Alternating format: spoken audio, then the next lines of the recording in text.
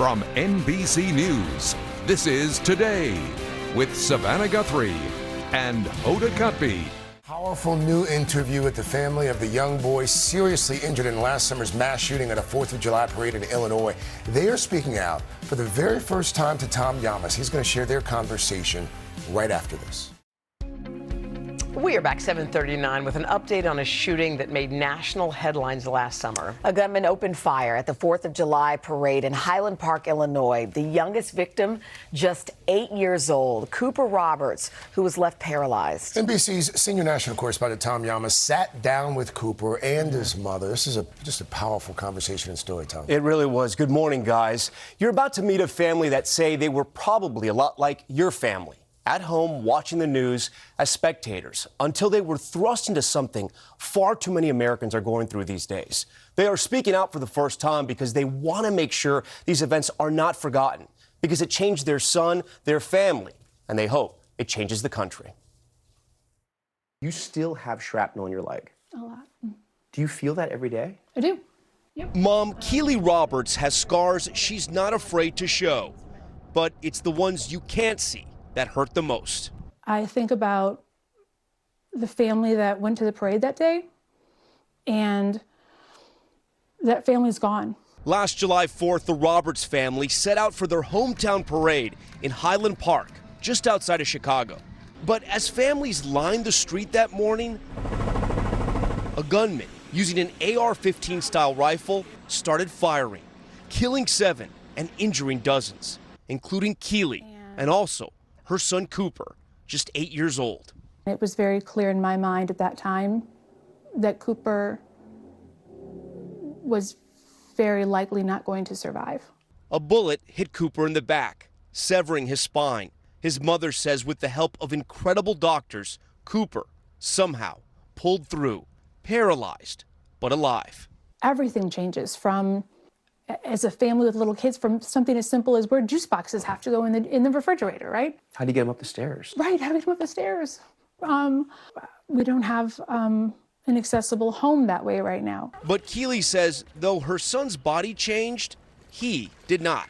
Cooper is kind and loving and empathetic and caring. And that is exactly who we met on a sunny day near Lake Michigan. What'd you guys think? I loved it. It was like probably my favorite. I'm not going to say any spoilers. Cooper talking to me about the Super Mario Brothers movie. Think of all the other games. And right next to him, his twin brother Luke, the two rolling side by side. Luke has started to ride his scooter all the time. It's something that Keely says has inspired her. I watch how desperately he loves his brother. Luke will always be a bit of a guard dog for Cooper. And the inspiration doesn't stop there. The little boy who had been through so much, swimming again on his own. That's what it looks like to be 8 and to fight for your life. That's what it looks like. And Cooper's family is fighting back as well. They've joined a legal effort to hold accountable those they say are responsible for the bloodshed, including the gun manufacturer.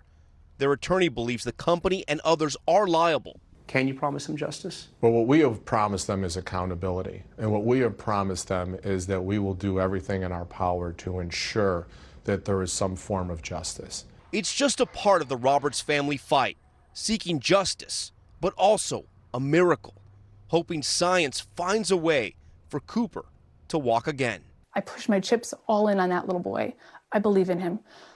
But I also believe in this country. We solve problems. We do what is not possible. The Roberts family has received thousands of letters, packages, mementos from people all over the country. Keely told me she reads every single letter.